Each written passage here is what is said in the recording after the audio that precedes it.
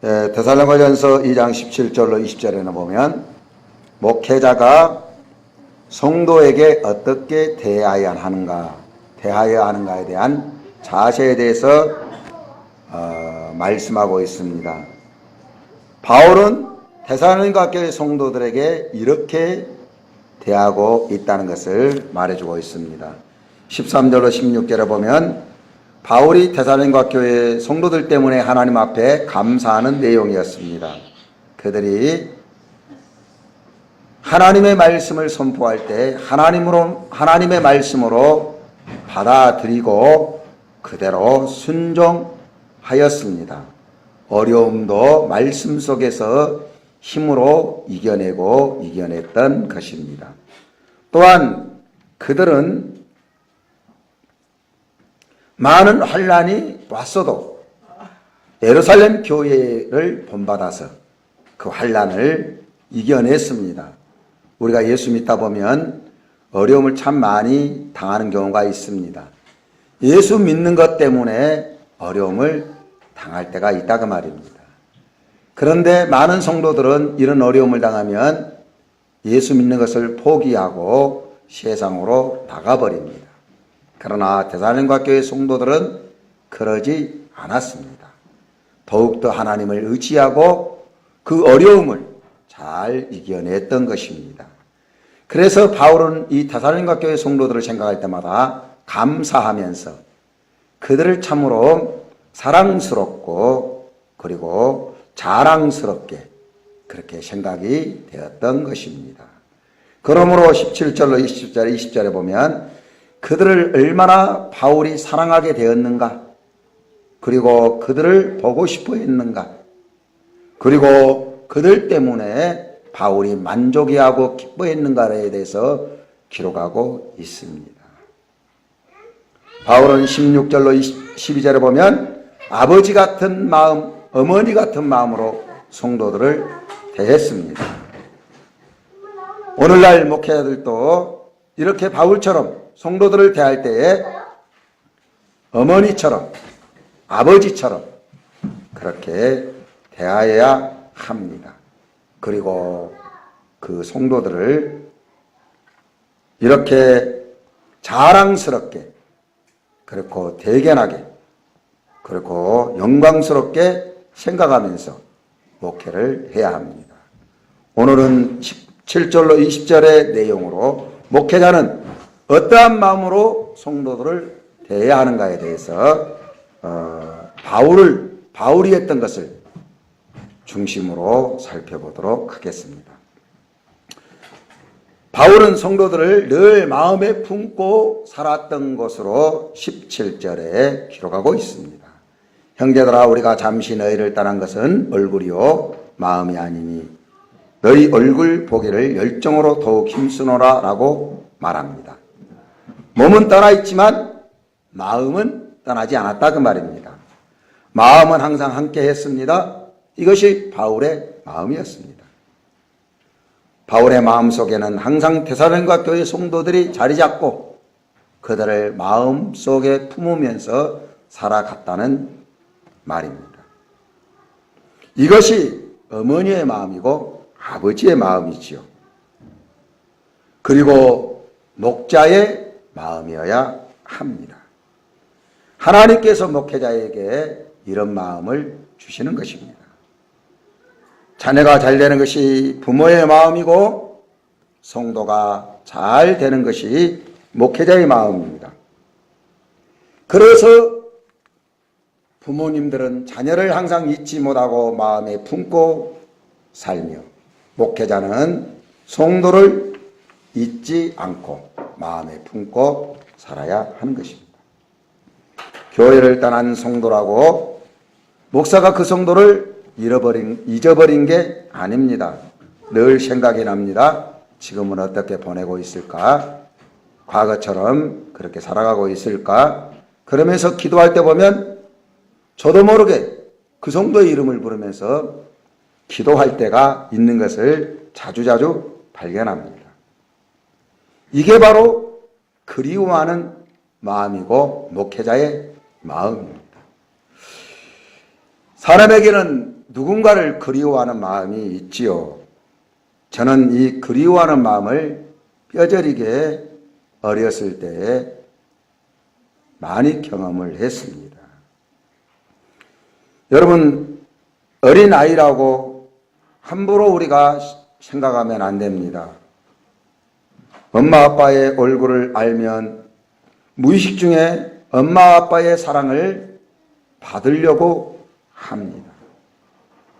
함께 하려고 합니다. 그런데 그 어린아이들에게 외면을 하면 그 어린아이들이 마음을 상실하게 됩니다. 이 어린아이에게 아이들을 어린이집에 맡기고 엄마나 아빠가 직장에 갑니다. 그러면 어린아이는 떨어져야 한다는 것을 알면서도 그 상실한 마음이 마음의 상처로 남아있어서 그 상처가 성장하는 데 계속 가지고 있다는 것을 우리는 아셔야 합니다. 어린 마음에도 그리워하는 마음, 보고 싶은 마음, 이것이 있다고 말입니다. 그런데 그 아이를 외면하고 돌았으면 그 아이가 마음의 상처를 받는다 그 말입니다. 저는 6살 때 제 바로 위에 누나가 사촌 형님 집에 조카를 1년 정도 봐준다고 떠난 적이 있었습니다.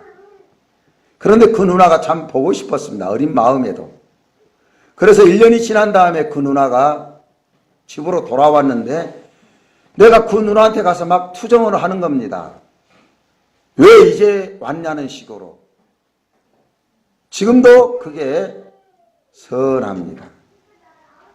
또 큰 누나가 제가 4학년 때 사촌 누나 집으로 영영 떠나갔습니다. 그때가 바로 67년, 68년, 69년 한 해 들 때 그때입니다.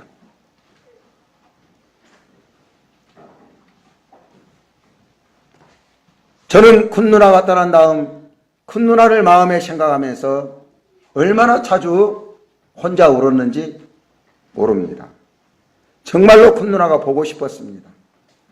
작은 누나가 큰 누나의 옷을 입고 학교를 다녔는데 운동장에서 작은 누나가 노는 모습을 보면 큰 누나가 왔는가?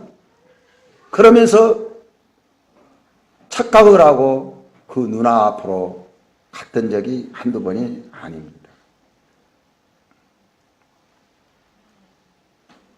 이 마음이 지금도 마음에 응어리져 있는 것을 저는 느낍니다. 그리움이란 이런 것입니다. 사람에게는 이런 그리움이 있습니다. 저희 어머님이 이런 말씀 하시는 것을 많이 들었습니다. 자식이 보고 싶으면 일이 손에 잡히지 않는다. 속이 울렁거려서 미치겠다. 이런 말씀을 자주 하셨습니다. 어린 자식을 떠나 보내놓고 보고 싶었던 그 어머니의 마음이 어떤 것인가를 저는 이해할 수가 있었습니다.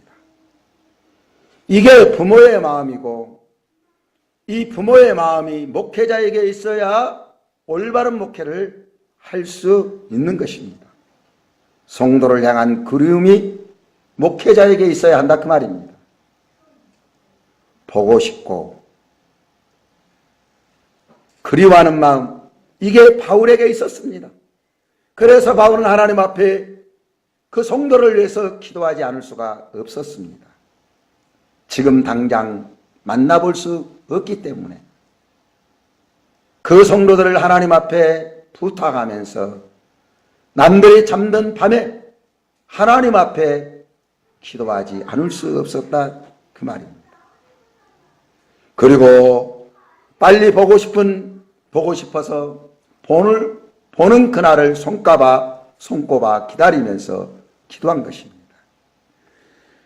바울은 너희 얼굴 보기를 열정으로 더욱 힘쓰노라 라고 말했습니다. 얼마나 보고 싶었으면 이렇게 표현을 했겠습니까? 이게 목회자에게 있어야 된다 그 말입니다. 일주일 동안 떨어져 사는 성도들을 목회자가 이렇게 보고 싶어야 한다 그 말입니다. 바울이 이런 마음이 있었기 때문에 좋은 목회자가 될 수 있었습니다. 이 마음은 하나님이 주신 것입니다. 바울에게 주셨던 이런 마음, 하나님께서는 다른 수많은 목회자에게도 주실 줄 믿습니다. 저에게 이러한 마음을 달라고 저는 기도하고 있습니다. 사랑하는 성도 여러분, 여러분은 외롭지 않습니다. 성령님이 여러분들을 위해서 이런 그리워하는 마음으로 항상 간구하고 계십니다. 예수님도 여러분들을 위해서 기도하고 계십니다. 또한 그리워하는 마음을 목회자에게 주어서 여러분들을 위해서 강단에 엎드려서 기도하게 하기 때문에 여러분들은 외롭지 않다 그 말입니다. 목회자에게 이런 마음이 있어야 함을 바울은 데살로니가전서를 통해서 오늘날 목회자들에게 전해주고 있는 것입니다. 두 번째 보니까 성도들의 가정을 바울은 신방해야 함을 말씀하고 있습니다. 18절에 그러므로 나 바울은 한 번, 두 번 너에게 가고자 했으나 사단이 우리를 막았도다라고 했습니다. 이 내용을 쉬운 성경에는 바울 자신은 몇 번이나 가려고 했다고 기록했고, 다른 성경에는 우리가 가려고 했다는 것과 바울 자신이 가려고 했다는 것을 분리해서 기록해 놓았습니다. 그러니까 바울과 함께한 사람들을 바울은 데살로니가 교회에 보내려고 했고 이 시도를 여러 번 했다는 것을 알 수가 있습니다. 여러분 보고 싶으면 어떻게 합니까? 찾아가야겠지요. 그렇습니다. 찾아가서 만나야 되는 것입니다. 그래서 바울은 자신이 가지 못해도 자기와 함께하고 있었던 사람들을 보내려고 했고, 바울도 한 번, 두 번 가려고 했는데 사정이 여의치 못해서 가지 못했던 것입니다. 바울은 자신이 데살로니가 교회에 가지 못한 이유를 사단이 가지 못하도록 막았다고 해석했습니다. 그럼 왜 사단은 바울이 데살로니가 교회를 가지 못하도록 그렇게 막았을까요? 이유가 많이 있겠지요. 사단은 바울이 데살로니가 교회에 간다면 많은 손해를 보기 때문에 그렇습니다. 즉 성도들에게 많은 유익을 주기 때문에 그렇다고 말입니다. 바울은 하나님이 사용하시는 종입니다. 사도입니다. 하나님의 종들이 성도의 가정에 무엇하러 갑니까? 예수님께서 12사도와 70문도를 왜 전도여행 보냈습니까? 복음을 전하고 귀신을 쫓아내고 사람들의 여러 가지 문제들을 해결해 주라고 보낸 것입니다. 그렇습니다. 사람들마다 많은 문제를 안고 살아갑니다. 이러한 문제가 영적인 문제에서 오는 것입니다. 하나님이 능력이 아니면 이런 문제들을 해결할 수가 없습니다. 그래서 예수님께서는 제자들과 70문도에게 많은 능력을 주어서 보냅니다. 그들에게 이런 문제를 해결해 달라고 보낸 것입니다. 그들이 돌아와서 예수님께 보고한 내용만 보더라도 알 수가 있습니다. 누가복음 17장 17절에 70인이 기뻐 돌아와 가로되 주여 주의 이름으로 귀신들도 우리에게 항복하더이다라고 그들이 말합니다. 바울은 로마서 1장 11절에 자신이 로마로 갈 것을 말하면서 내가 너희 보기를 심히 원하는 것은 무슨 신령한 은사를 너희에게 나누어 주어 너희를 경고케 하려 함이니라고 했으며 15장 29절에는 내가 너희에게 나아갈 때 그리스도의 충만한 축복을 가지고 갈 줄을 아노라라고 했습니다. 그렇습니다. 목회자가 성도의 집을 신방할 때는 영적인 많은 복을 가지고 가는 것입니다. 그 가정에 말씀을 줍니다. 축복 기도를 해줍니다.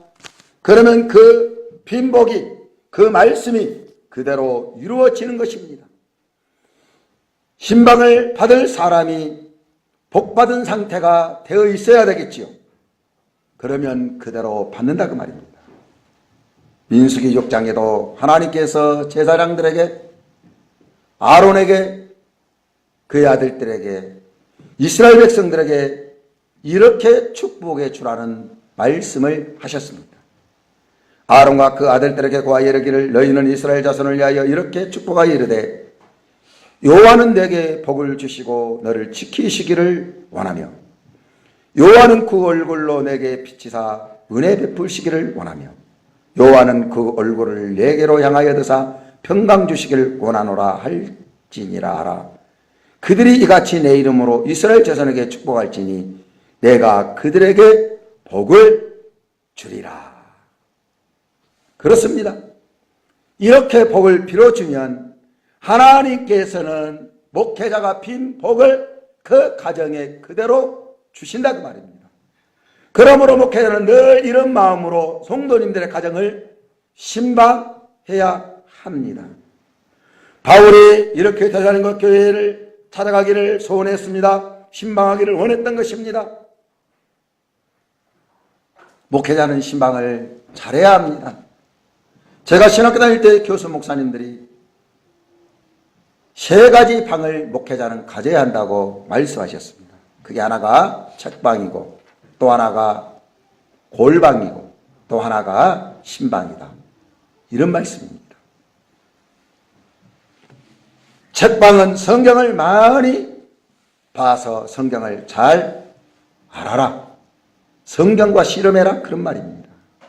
영적 소경이 되면 하나님의 말씀대로 성도를 인도할 수가 없습니다. 그렇기 때문에 성경을 잘 알아야 합니다. 책방에서 성경을 보는 것입니다. 또 골방인데 골방은 기도하는 곳입니다. 하나님 앞에 다른 것을 다 잊어버리고 하나님과 단둘이 만나서 기도하는 것입니다. 목회는 기도로 한다는 것입니다. 그래야 성도들이 또는 목회에 많은 문제가 있을 때에 이 문제를 하나님이 해결해 주시는 것이죠. 또 신방, 성도들의 가정을 돌아보고 형편을 알고 거기에 적절한 말씀과 그리고 기도가 있어야 된다 그 말입니다. 그런데 지금 성도들은 어떻습니까? 신방을 잘 받으려고 하지 않습니다. 왜 성도들이 신방을 거부할까요? 무엇 때문일까요? 사단이 막고 있기 때문에 그렇습니다. 사단이 성도님들의 마음을 신방을 하지 못하도록, 받지 못하도록 거부감을 심어주는 것입니다. 귀찮다.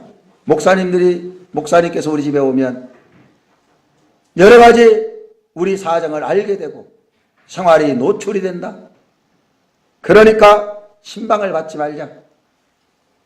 집도 치워야 되고 어수선하고 그러니까 하지 말자.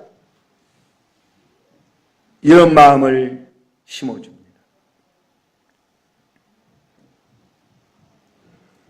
신방을 해서 가정의 문제를 알고 예배를 드리고 기도해야 그 가정의 문제와 자녀들의 문제가 풀리게 될 텐데 말입니다. 왜 신방을 해야 해서 거기서 예배를 드리고 기도해야 가정의 문제가 풀리게 되겠습니까? 왜 그럴까요? 우리들의 가정의 문제는 사단이 가져다 주는 것입니다. 하나님의 말씀으로 사단을 결박할 수 있기 때문에 그렇습니다. 말씀은 빛입니다. 생명입니다.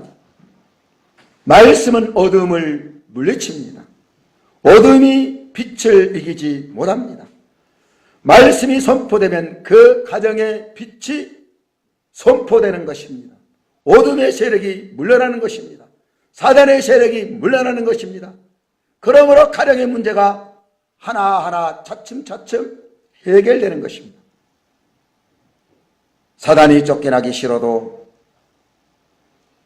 빛이 선포되면 어둠은 물러날 수뿐이 없다 그 말입니다. 그래서 사단이 쫓겨나기 싫어서 성도들의 마음에 미리 신방 오지 못하도록 막는 것입니다. 이러한 내용을 성도님들이 안다면 신방을 요청해야 합니다. 그래서 말씀을 받아야 합니다. 말씀은 성령과 함께 역사합니다. 말씀은 살아있습니다. 하나님의 능력입니다. 어둠의 세력이 말씀 앞에 견디지 못한다 그 말입니다. 그러기 때문에 물러나지 않을 수 없다 그 말입니다. 현대를 살아가는 사람들은 참으로 많은 문제를 안고 살아갑니다. 가정마다 수많은 문제를 안고 고통을 당하는 것을 볼 수 있습니다. 많은 상처를 가슴에 안고 응어려진 상태로 살아가고 있습니다. 아픔을 안고 살아가고 있습니다. 울면서 살아가는 사람들이 많이 있습니다. 진정한 행복을 별로 느끼지 못하고 살아가는 성도들이 많이 있습니다. 이런 성도들에게, 사람들에게 하나님의 말씀을 선포해서 어둠의 세력을 내어 쫓아줘야 한다 그 말입니다.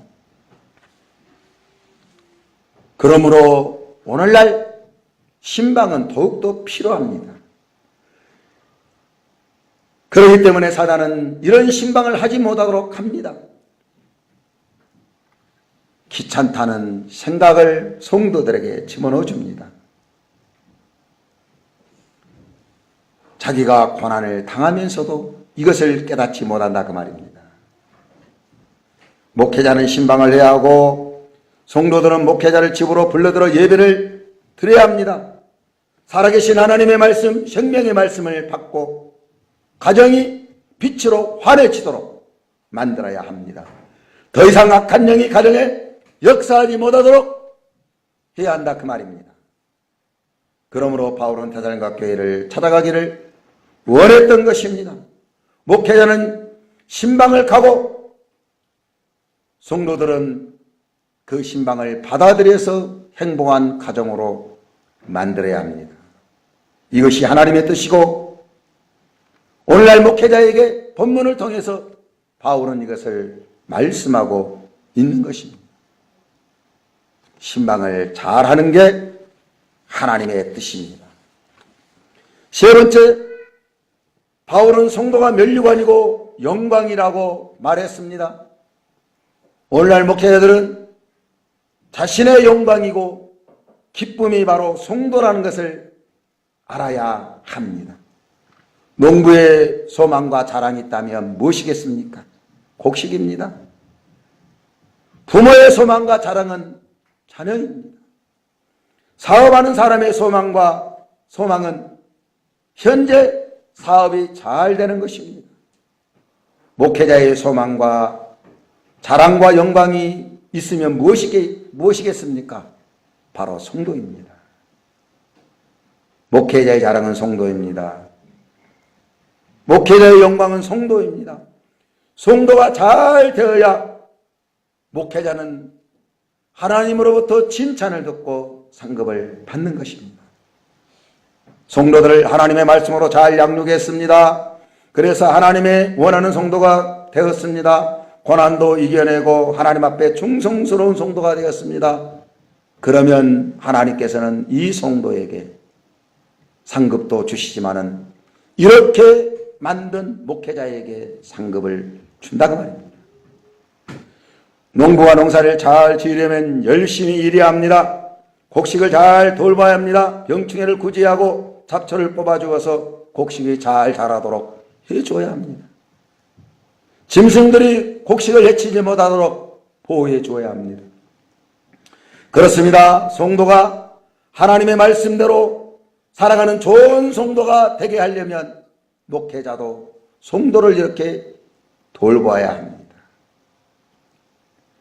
말씀 연구를 잘해서 말씀을 잘 먹여야 합니다. 하나님의 뜻과 세상의 뜻을 잘 분별하도록 성도에게 가르쳐야 합니다.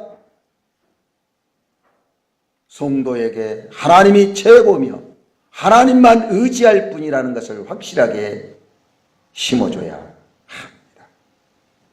세상에 수많은 핍박이 있을 것이고 어려움이 있을 것이고 그렇지만 우리는 천국의 소망을 두고 살아간다는 확신한 신앙을 그들에게 심어주므로 이 어려움을 이겨나갈 수 있도록 해야 한다 그 말입니다. 이렇게 해서 좋은 성도가 될 때 목회자는 하나님으로부터 칭찬과 상급을 받는 것입니다. 목회의 초점이 여기에 맞춰줘야 합니다. 이것을 위해서 목회자는 밤과 낮으로 성경을 연구하고 기도하는 것입니다. 수고의 땀을 흘리는 것입니다. 성도에게 사단의 뜻을 분별시켜서 사단에게 넘어가지 말도록 하는 것입니다. 성도에게 설교 시간에 많은 찬소리를 하는 것입니다. 하나님의 뜻에 바로 설 수 있도록 데살로니가 교회 성도들이 이런 믿음을 가지고 있었습니다. 그래서 바울은 이 성도들을 생각할 때 너무나도 기뻤고 하나님께 칭찬 들을 것을 생각함으로 기뻤던 것입니다. 하나님께 받을 상급을 기대하게 됐던 것입니다. 성도들이 세상에서 핍박을 당하고 어려움을 당할 때 하나님 말씀을 붙들고 발버둥을 치는 것을 보면 목회자는 한없이 기쁩니다. 하나님은 얼마나 기뻐하시겠습니까? 바로 이것이다. 바로 그렇게 하는 게 신앙이다. 라면서 하나님께서 그런 성도에게 박수를 보내주실 것입니다. 그러나 작은 시험 하나 참지 못하고 작은 종 하나 이겨내지 못하고 거기에 넘어간다면 하나님께서 실망하실 것입니다.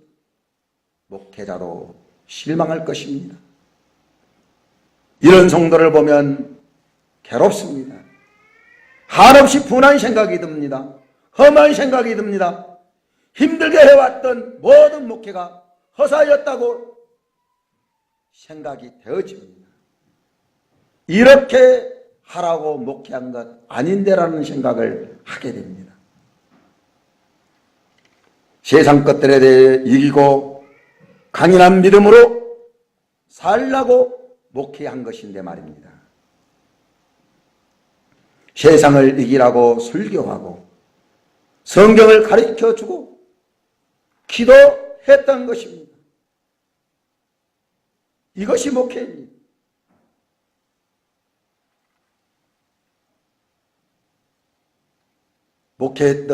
목회자가 기도했던 대로 이것을 이겨내고 믿음으로 이겨내고 사단의 유혹을 이겨낸다면 성도들이 힘들지만 하나님께 소망을 굳게 세우고 살아간다면 이 모습을 본 순간 한없는 기도가 나오는 것입니다. 하나님께 감사하는 것입니다. 목회의 목적을 이루었기 때문에 그런 것입니다. 지금까지 해온 일들이 헛것이 아니라는 것을 확인했기 때문에 그런 것입니다. 그러므로 목회자에게 있는 소망, 기쁨, 상급, 영광은 바로 성도입니다. 여러분들이 하나님의 말씀대로 잘 신앙생활 할 때 성도가 많지 않지만 저는 하나님으로부터 칭찬을 받을 것이고 상급을 받을 것이고 우리 성도님들 또한 많은 상급을 받게 될 것입니다. 이것을 위해서 목회하기 때문에 그런 것입니다. 우리 이런 성도가 되도록 하십시다. 아멘.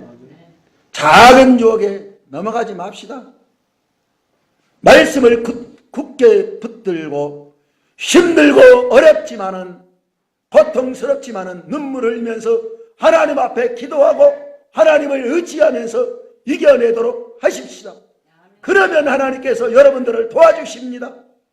목회의 사명이 여러분들을 하나님께 인도하는 것입니다. 여러분들이 어려우면 하나님을 의지하게 만드는 것이 목회자가 하는 것입니다.